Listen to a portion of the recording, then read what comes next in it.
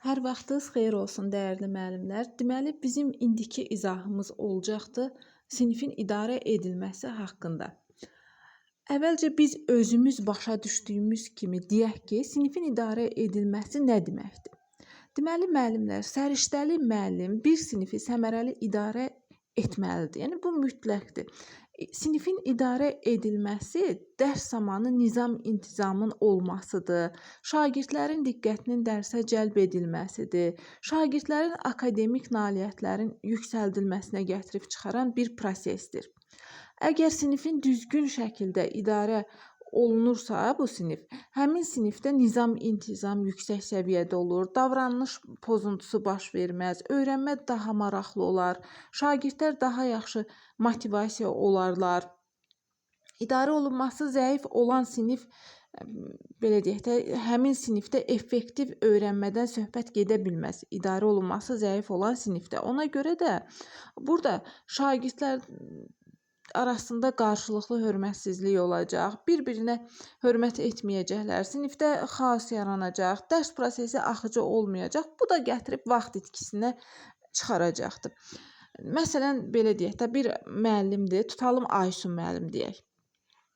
MİQ-də yüksək bal toplayıb savadlı bir müəllimdir. Ancaq dərs keçdiyi zaman sinifdə nə qayda, nə prosedur, nə gözlənti tətbiq etməyib. O dərsi keçir, ancaq sinifdə qeyri-işgüzar, yəni dərsdən kənar səs-küy var, xaos var. Şagirdlər müəllimi dinləmir. Yəni müəllim dərsi keyfiyyətlə izah etsə də, maraqlı izah etsə də, heç kim müəllimi dinləməyəcək. Çünki sinifdə idarə etmə yoxdur, idarə etmə zəifdir. Şagirdlər də öz keflərindədir. Bu, şagirdlərin akademik nailiyyətlərinin də aşağı olmasına gətirib çıxaracaqdır. Yəni, şagird müəllimi dinləməsə, dərsə cəlb olunmasa, təbii ki, onun akademik nailiyyəti də aşağı səviyyədə olacaq, zəif olacaq. Buna görə də müəllim sinifi düzgün idarə etməyi bacarmalıdır. Yəni, savadlı müəllim olmaq şagirdi yaxşı öyrətmək demək deyil. Müəllim birinci sinifi düzgün idarə etməlidir ki, sonra da şagirdə o bildiklərini, başında olanları öyrədə bilsin, ötürə bilsin. Deməli, müəllimlər, sinifi idarə etmək üçün müxtəlif texnika və strategiyalar var ki, bunlara da gözlənti, prosedur, qayda, sinif daxili konfliktlərin həlli, şəxsi nümunə və s. kimi, yəni ki, texnikalar daxildir. Ancaq bu günlərin biz dərsimizdə ən vacib məqamlardan olan 3 şeyi keçəcəyik. Gözləntini, proseduru və qaydanı. Yəni, bunlar haqqında sizlərə məlumat verəcəm. İndi birinci başlayaq ki, bircə dəqiqə. Birinci başlayaq bu gözləntidən. Deməli, gözlənti müəllimlər, müəllimin şagirdə onun davranışı və fəaliyyətinin necə olması barədə ötürdüyü mesajdır. Yəni ki, müəllim şagirdə gözlənti vasitəsilə mesaj ötürür. Yəni, sənin davranışın, sənin fəaliyyətin necə olmalıdır bu barədə. Gözləntini müəllim dərsin ilkin günlərində, dərs ilinin ilkin günlərində müəyyən edir və şagirdə çatdırır, bildirir şagirdə. Yeni dərs ilinə başlamışıq, sentyabr ayının elə ilk günlərində, məsəl üçün 15-i dərs başlayıbdır, ya 15-mi, ya 16-mı, ya 17-mi, yəni bu günlərdə müəllim artıq bu gözləntisini, qaydasını, prosedurunu tətbiq edir həmin o siniflərdə, şagirdə də bildirir.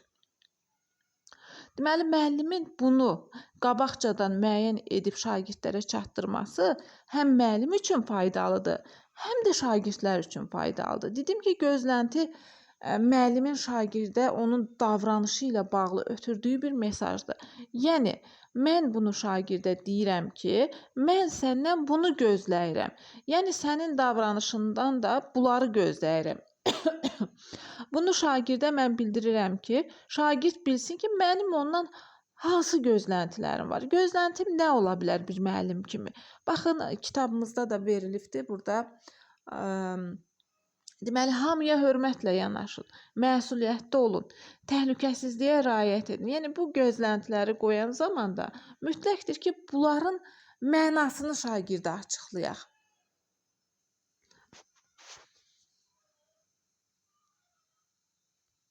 Baxın, gözləntilərə baxaq. Baxın, burada verilibdir bu gözləntilər. Bircə dəqiqə, qələmim qaçdı. Baxın, bu hissələrə baxırıq. Kitabınız varsa onlardan rahat baxa bilərsiniz. Biraz məndə yaxşı düşməyibdir. Deməli, bax dedik ki, gözləntilər nə ola bilər? Hamıya hörmətlə yanaşın, məsuliyyətli olun, təhlükəsizliyə riayət edin. Yəni bu gözləntiləri də qoyan zaman bayaq da dedim ki, mütləq şəkildə bunların mənasını, nə əhəmiyyət kəsb etdiyini mən müəllim olaraq şagirdə açıqlamalıyam. Çünki şagird onun üçün nə əhəmiyyətli olduğunu bilmədiyi şeyi, mənasını bilmədiyi şeyi heç vaxt etməz. Məsəl üçün biz məntiqi düşünmədə zadda demişdik ki, deyirik ki, uşaqları səhər duranda məsəl üçün əl üzü yuyub. Elə uşaqlar tənbəllik edir də, üşüyür, düzdür?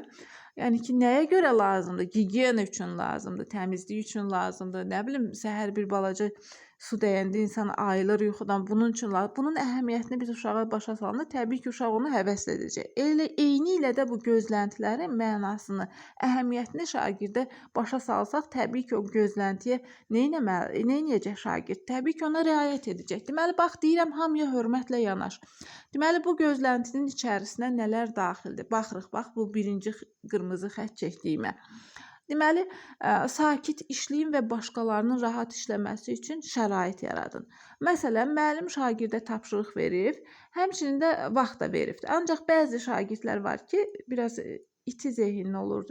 Tapşırığı verilən vaxtından əvvəl bitirib, tez bitirən şagirdlər də söhbət etməyə başlayıblar. Və yaxud tez bitirən uşaqlar bəzən olur, ay müəllim mən yazdım, ay müəllim mən bitirdim, gətirim yoxlayın. Yəni bu şəkildə hərəkətlər edərək digər şagirdlərin də fikirlərini dərsdən yayındırırlar. Onlara hörmətsizlik edirlər. Bunun üçün də gözlənti qoyur ki, müəllim tapşırığı sakit işləyin və başqalarına mane olmayın. Məsəl üçün, başqaları danışarkən, bu da gözləntidir. Başqaları danışarkən diqqətlə dinləyin, sözünüz olanda əlinizi qaldırın, növbənizi gözləyin. Yəni ki, o sual verirsən, cavab vermək istəyəndə, ay müəllim mən gəlin və yaxud uşaq deyir, şagird deyir, yox, ay müəllim mən də deyim, mən deyim. Yəni bu şəkildə şeylər olmasın deyənə gözləntimizi qoyuruq ki, başqaları danışarkən diqqətlə dinləyin və sözünüz olanda mütləq şəkildə əlinizi qaldırın və öz növbənizi gözləyin. Nəzakətli sözlərdən istifadə edin. Yəni ki, danışıq zamanı, ünsiyyət zamanı zorbalıq eləməyin deyək də, olur da bəzi belə zorba uşaqlar. Mütləq şəkildə nəzakət etiket qaydalarından istifadə eləmək lazımdır. Bunlar hamıya hörmətlə yanaşın gözləntisinin içərisinə daxildir. Deməli, hamıya hörmətlə yanaşın gözləntisinin içərisinə nələr daxil oldu? Sakit işləyin, başqalarının rahat işləməsi üçün şərait yaradın, başqaları danışarkən diqqətlə dinləyin, sözünüz olanda əlinizi qaldırın, növbənizi gözləyin, nəzakətli sözlərdən istifadə edin. Daha sonra gəldik məsuliyyətli olun gözləntisinə. Bu gözləntini də qoyuruq, yəni dərs ilinin əvvəlində. Bunun içərisinə nələr daxildir? Dərsə vaxtında gəlin, sinifə girərkən bütün materialları yerində olduğuna əmin olun, verilən tapşırığı vaxtında yerinə yetirin. Bunlar hamısı şagirddə məsuliyyətli olmağı formalaşdırır. Məsəl üçün, gözlənti qoymuşam ki, dərsə vaxtında gəlin.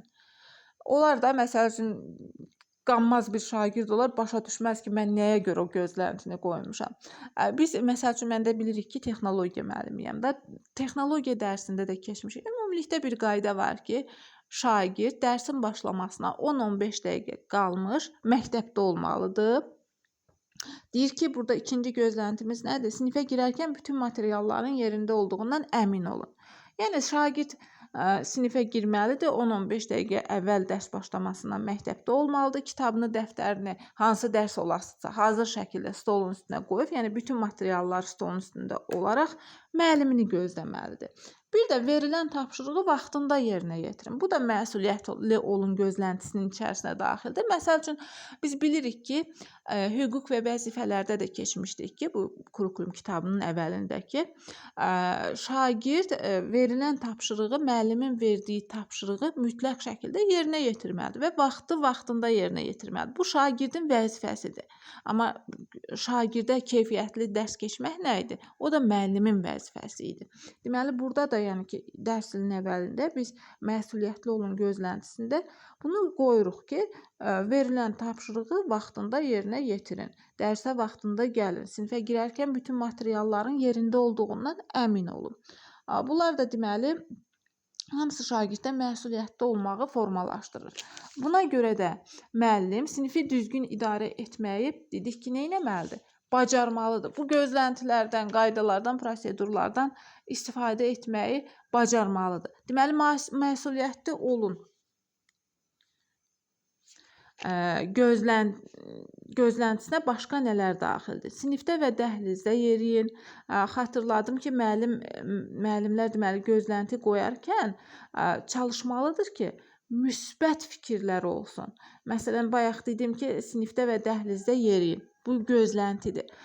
Bu nə deməkdir? Yəni, dəhlizdə qaçmaq olmaz, icazə yoxdur buna. Yəni, bu kimi sözlərdən istifadə etmirik. Sadəcə deyirik ki, müsbət formada deyirik ki, sinifdə və dəhlizdə yeriyin. Yəni, olmaz sözlərindən istifadə etmirik. Əslində, hər ikisi eyni mənaya gəlir. Bəs niyə negativdən istifadə edək ki? Elə biz müsbət cümlələrdən istifadə edək də. Məsəl üçün, deyək ki, sinifdə və dəhlizdə yeriyin. Baxın, bu gözləntidir. Bu gözləntini şagirdə dedim. Həm də dərs ilinin əvvəlində bunu etdim də, gözləntimi qoydum. Ancaq şagird gözləntiyə əməl etmir. Məsəl üçün, demişəm, sinifdə və dəhlizdə yeriyin. Şagird buna əməl etmir. Bu zaman müəllim nə etməlidir? Məsəl üçün, deyirəm ki, dərsə vaxtında gəlin. Bu gözləntini qoymuşam. Ancaq, məsəl üçün, Fərqan adında bir şagird var. Hər gün dərsə gecikir. Axır, həmin şagirdlə danışıram ki, sən dərsə gecikmə də, səbəbin nədir? Yəni, onunla söhbət aparıram, müəllim, yəni onu başa salıram. Yenə də görürəm ki, səhərsi gün Fərqana bu söz təsir eləmədi. Növbəti gün yenə o dərsə gecikir. İndi müəllim nə etməlidir? Bu zaman artıq çıxırıq gözləntidən, qaydamızı tətbiq edirik. Yəni, o qayda da əvvəlcədən olur. Sadəcə tətbiqinə, yəni həmin vaxtda başlayırıq. Burada diqqətli oluruq. Gözlənti və qaydada fərq var. Fərq ondan ibarətdir ki, gözləntidə müəllim bir mesaj verir. Yəni, deyirəm, deyirəm dərsə vaxtında gəl, şagird dərsə vaxtında gəlməsə, artıq ona heç bir əlavə cəza tətbiq olunmur. Amma dedik də, gözləntiyə əməl etmirsə, bu zaman ona mən nə etdim? Qaydanı tətbiq etdim. Bəs qayda nə idi? Yadda saxlayırıq ki, qaydada artıq bir cəza var. Yəni, dərsə vaxtında gəlməsən, sən şagirdə cəza gözləyir. Deməli, şagirdin məsuliyyətini artırmaq üçün bir tədbir görməliyik. Baxın, eyni bir fikir həm gözlənti ola bilər, həm qayda ola bilər. Deməli, gözlənti bir fikirdir. Yəni, deyirəm ki, dərsə vaxtında gəlin, sonunda cəza olmur. Amma qaydaya əməl etmədikdə, sonda şagirdi nə gözləyir? Cəza gözləyir. Baxın, cəza deyən zamanda o demək deyil ki, yəni tutaq şagirdi belə çırpaq, onu təhqir eləyək, hədə qorxu gələk, ona aşağılayıcı sözlər deyək. Bunlar yox. Belə şeyi şagirdə bilirik ki, etmək olmaz. Yəni, qanunla da bu mümkün deyil, edə bilmərik. Qayda necə tətbiq olunur? Məsələn, Fərqan adlı şagird yenə dərsə gecikdi. Gözlənti zamanı Fərqan dərsə gecikəndə mən ona heç nə demirdim. Aydındırmı? Sadəcə gözləntimizi mən ilin əvvəlində demişdim, amma yenə Fərqan dərsə gecikib, heç nə demirəm gözlənti zamanı. Ancaq qayda qoyulandan sonra Fərqan dərsə gecikirsə, mən müəllim olaraq Fərqana məsəl üçün tərs-tərs baxa bilərəm. Onun gözünün içinə bir neçə saniyə belə necə deyək də, vurğulu formada baxırsan, bəzən yəni ki, bir sözdən də bu bətər olur da, yəni bu hərəkət, bu jest. Bu da olur qaydanın cəzası. Yəni ki, ona pis baxışım belə onun hərəkətinin gələn dəfələrdə düzəlməsinə gətirib çıxara bilər. Deməli, qaydada mütləq şəkildə cəza olmalıdır. Yəni, gözləntinin sərt formasıdır. Müəllim buna ən son halda əl atır. Ən son halda artıq qayda tətbiq etmək məcburiyyətində qalır. Çünki uşaqlar gözləntiyə əməl etmirlərsə, biz müəllimlər mütləq şəkildə bu qaydamızı tətbiq etməliyik. Qaydanı da şagirdlərlə birgə seçmək lazımdır ki, o şagirdlər özləri seçdikləri qaydaya əməl etsinlər. Onun əməl etməkdə daha məsuliyyətli olsunlar. Deməli, dərs ilinin əvvəlində müəllim deyir ki, gəlin görək hansı qaydaları sinifimiz üçün tətbiq edirik. Biri deyəcək dərsə vaxtında gəlmək lazımdır, biri deyəcək məsəl üçün yoldaşımızla hörmətlə yanaşmalıyıq. Deməli bu qaydaları da şagird özü qoyursa, yəni şagirdlər özləri seçirsə, əlbəttə ki, artıq şagird bunu pozmaq istəməyəcək. Yəni özünün qoyduğu qayda da axı bu. Hər bir qayda da şagirdə izah olunmalıdır. Qaydalar əmr cümləsində olmamalıdır, müsbət dildə olmalıdır və inkar feillərlə yox, müsbət dildə deyilməlidir. Məsəl üçün qaydanın sayı da müəyyən sayda olmalıdır. Məsəl üçün 3-5 olmamalıdır. Məsəl üçün belə deyək də 3-5 olmalıdır. Üzr istəyirəm, olmamalıdır dedim. Çox olmalı deyil. Yəni şagirdi çox çərçivəyə salmaq olmaz. Əgər qayda sayı çox olarsa, belə deyək də, qaydanın sayı çox olarsa, şagirdin hərəkəti məhdudlaşar. Şagird özünü bir çərçivədə hiss edər. Qaydanı da tərtib edəndə, məsəl üçün onu tərifləmək də olar da şagirdi, mükafatlandırmaq da olar. Yəni qaydaya əməl etdiklərinə görə də, yəni tərifləyirik, mükafatlandırırıq. Ancaq qaydaya əməl etməyəndə biz məcburuq ki, artıq nə edək? Şagirdə cəza verək.